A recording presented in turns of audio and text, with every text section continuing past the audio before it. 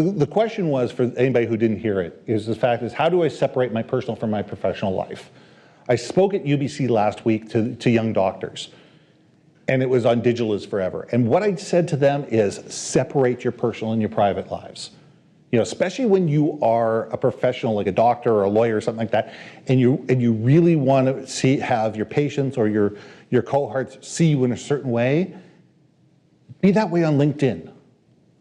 But if you're going to be on Facebook and you're going to have a personal life on Facebook or something like that, maybe have a different profile. You know, have a different picture.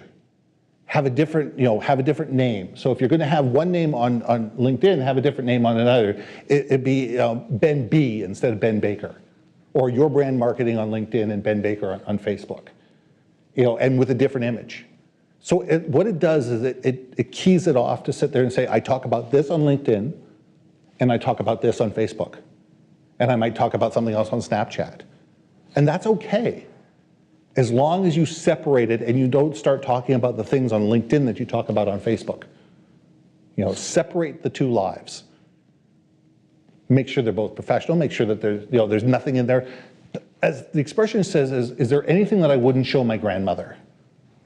Would I put anything online that I wouldn't tell my grandmother? Okay. Real simple. She's pretty progressive. But you look at it and sit there saying, it's still who I am. This may be the personal side of me, this may be the business side of me, and they're different, and they should be.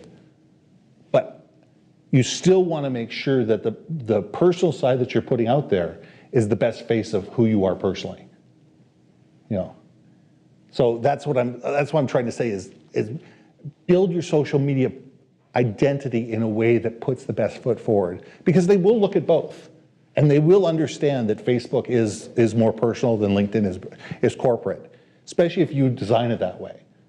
And they will look at them differently, but they're still going to have a very good idea of who you are as a person, because your brand is how other people perceive you. It's not how you perceive yourself. It's how others perceive you when you're not in the room.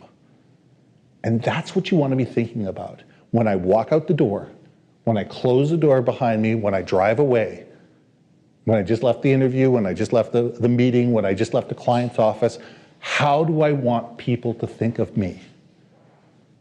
That's the number one thing you want to be thinking about of your personal brand. What is the image I want people to be thinking of me, and how do you want people talking about me when I'm not in the room?